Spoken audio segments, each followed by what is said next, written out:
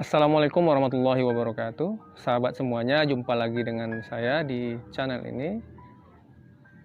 Sahabat semuanya, kali ini saya ingin menyampaikan soal padi dan rezeki. Padi ini tidak pernah saya tanam dengan sengaja sebelumnya. Ia tumbuh dengan sendirinya di antara sekam. Jadi rupanya di antara sekam yang merupakan campuran tanah itu ada bibit padi yang memang bisa tumbuh. Dan itulah yang tumbuh. Tetapi ketika ia tumbuh, saya menganggapnya sebagai rumput. Jadi saya tidak sengaja kemudian menemukannya, lalu dia tumbuh dan berkembang. Tetapi ia tidak akan bisa sebesar ini, berbuah seperti ini, bernas seperti ini, jika saya tidak punya paling tidak dua hal, yakni keyakinan dan harapan. Saya yakin bahwa ini adalah padi, padahal sebelumnya saya ragu, saya anggap ini hanya rumput. Lalu saya berharap ini akan tumbuh.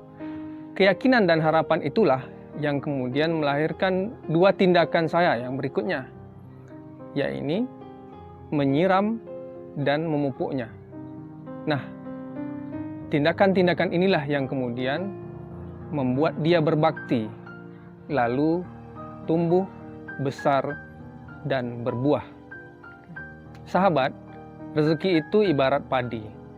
Kita tidak tahu kapan tumbuhnya, tapi kita bisa memilih apakah akan membiarkannya atau menumbuhkannya.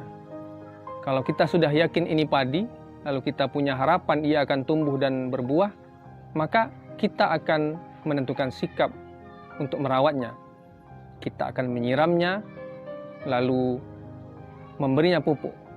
Begitu juga lah dengan rezeki.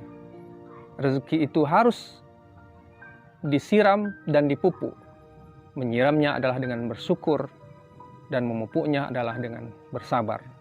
Dua hal ini yang akan membuat rezeki kita akan tumbuh dan berbuah kelak. Sahabat, kenapa harus syukur? Karena Allah mengatakan kalau kamu bersyukur, maka akan aku tambah nikmat untukmu. Bersyukurlah, walaupun kita hanya mendapat rezeki hanya sedikit.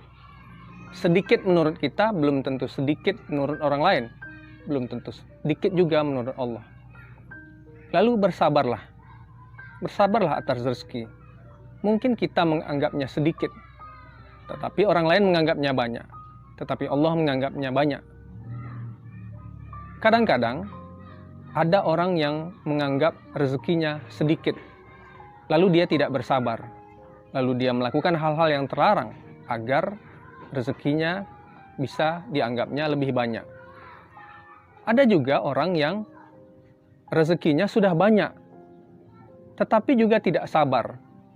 Lalu menggunakan cara-cara yang juga dilarang oleh agama untuk menambah banyak lagi, atau menghabiskan rezeki itu dengan cara-cara yang tidak baik, mubazir, ya, menghabiskan dengan jalan yang terlarang. Itu juga tidak sabar. Nah, dalam hal sabar ini Allah mengatakan apabila kamu sabar, maka akan diberikan rezeki yang seluas-luasnya, unlimited, rezeki yang tidak terbatas. Sahabat semuanya, jika Anda diberi anugerah dapat makan daging sapi hanya 1 kali dalam setahun, maka bersyukurlah. Karena di luar sana ada orang yang bahkan punya peternakan sapi, tapi tidak boleh makan sapi. Karena anugerah kesehatan tidak dimilikinya, kolesterol terlalu banyak. Ada juga orang yang punya pabrik gula, tetapi tidak boleh makan gula. Maka Anda yang masih bisa makan gula, walaupun minum kopi di traktir kawan misalnya, sekali sebulan misalnya, bersyukurlah dan bersabarlah. Karena Anda dianugerahi sesuatu yang tidak dimiliki oleh orang-orang yang kaya tadi, yang punya peternakan sapi tadi, yang punya pabrik gula tadi. Jadi pandangan kita terhadap rezeki itu akan sesuai dengan apa yang kemudian kita terapkan.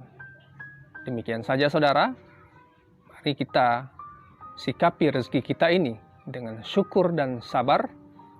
Mari kita manfaatkan momen-momen atau rezeki yang kita dapat ini dengan sebaik-baiknya.